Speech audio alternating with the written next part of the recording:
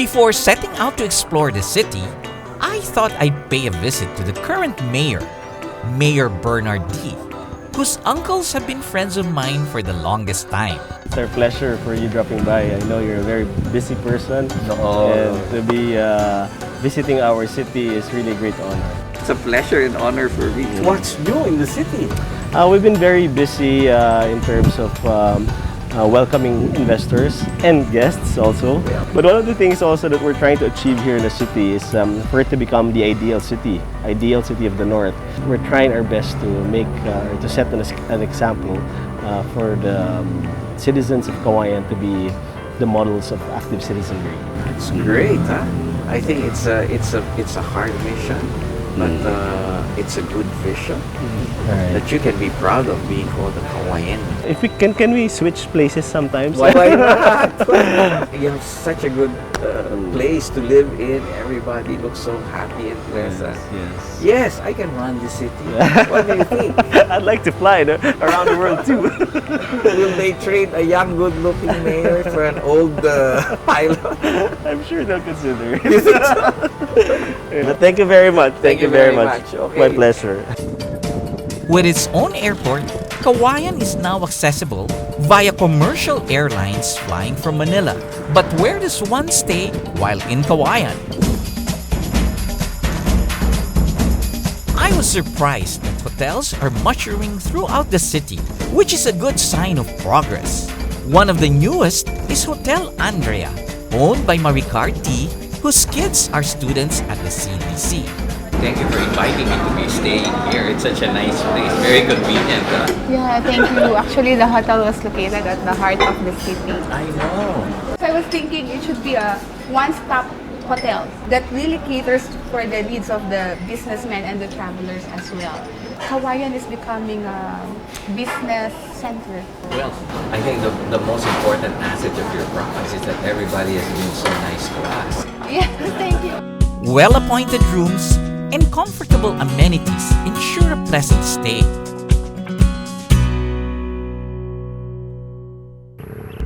After a good night's rest, we started out early the next day. And this morning, we're off to the Gulayan ng Bayan. So we're ready to start harvesting. The Gulayan ng Bayan is a government livelihood project encouraging locals to do backyard farming, taking advantage of the fertile land to grow vegetables and fruits for their consumption and to supply the public market. Here, visitors are given a chance to handpick fresh produce and see how local crops are grown. Shona, from the local municipality, was there to tell us more about backyard farming. The townspeople tell me that there is often a surplus in harvest that people here are willing to give vegetables to anyone who asks. I thought that was generous of them, but I wasn't prepared for the very generous spread waiting for us shortly after the harvest. Look at the meal that they prepared for us. Not only the ampalaya that we harvested and the corn, but we have longganisa, we have dinuguan, and guess what? We even have lechon.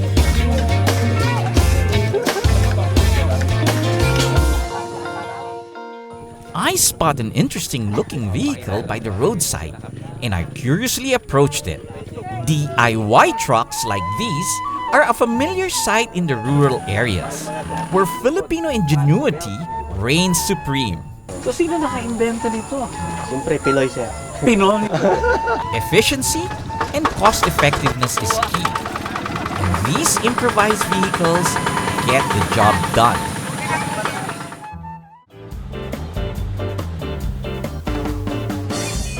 One successful agri-entrepreneur the city is proud of is Mrs. Floresma Dacuycuy, or Manang Baby to the locals. We were treated to a traditional Filipino lunch cooked with ingredients grown in her farm. Even the freshwater prawns were caught right in her own backyard. And she shows me around the fish and prawn hatchery where they are grown. She also tends ornamental plants, bromeliads, and orchids. Another agricultural product in the region is rice. with the province of Isabela earning the title of being the rice granary of the north. Today, I visit one of the parents from CDC, Chito Liao, who owns a rice mill in the town. Milling rice is an important process in rice production. Before rice becomes edible, the husk and bran layers need to be removed to produce rice kernels are free from impurities. Chito's knowledge and passion for continuing this important agricultural practice is very inspiring. Ang masasabi ko lang po, ang pagtatanim ng palay ay masaya po. Kasi marami tayong natutulungan, marami tayong napapakain. Yun po yung isa sa mga siguro pakonsuelo sa mga nagtatanim ng palay. It is that makes you happy. Oho. It's also not just because of the money. Wow, congratulations. I hope Thank you, sir. you can continue doing this and feeding me because I eat a lot of rice. From the mill, we drive to the Valle sheep farm, where I meet with Ramond, one of the parents I also met during the talk in CDC. Here, in his sprawling property in an elevated portion of Cauayan City, Ramond raises sheep. So ito, what breed is bali lumalabas? Bali, yung breed ko po, Dorper po, kinocross ko po Saint Croix. May konting kata din. Pero gusto ko po yung Saint Croix and Dorper. Sheep herding is not very common in the Philippines, where there are no endemic sheep species. But here in the Cagayan Valley, where there are lots of open spaces, herding cattle has become a common industry.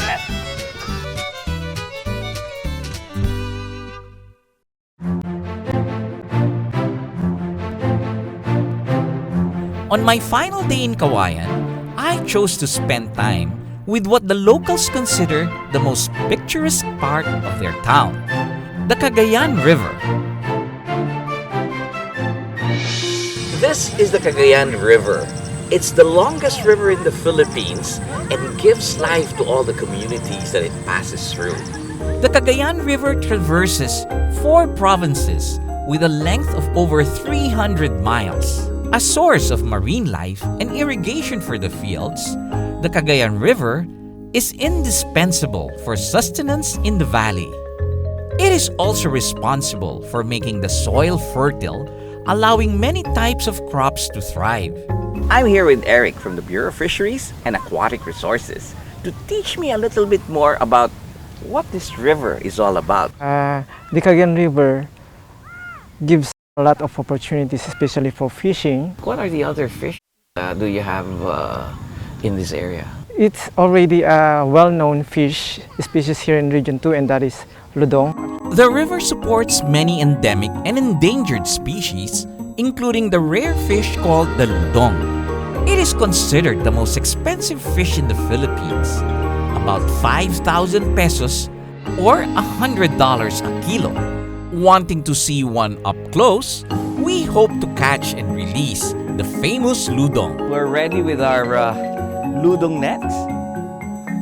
Carabaos are just taking it easy. I think they're laughing at me, saying that I may not catch anything. Oh, this thing is slippery.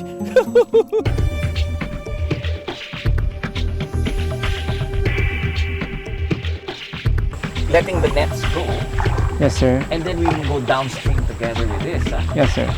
And this is the gill net. The ludong spawns in the Cagayan River's upper reaches, and in late October until mid-November, travel down the river to release their eggs at the river mouth near Apari. Due to the dwindling number of ludong caught yearly, the local government has imposed a ban on catching the fish and its fingerlings. Eric tells me that the ludong does not breed well in captivity, and their department is currently doing studies on how this can be done. All we got were 2 small tilapias. Well, this is our catch from our deadly gill net. It catches the fish on their gills. Well, my luck in fishing has not improved, but Eric was right. This gives me more reason to come back and try again. I walked up to the hut by the side of the river where Romy and the family have set up a picnic along with the students from CDC. It was nice to hear what these young student leaders have to say about their town. And very inspiring to know that while they decide to pursue college studies in Manila, they still want to come back to Cauayan and be of service here. Cauayan is a place not mentioned in the travel books, but has given me an experience that can rival any top destination, if only for its kind and generous people. Meeting the Condat family gave me a better understanding of what selflessness really means. They are proof that living simply and being surrounded by family makes one truly happy. What Romy may not realize is that he is also my idol for his commitment to his vocation as an educator and as the head of his family.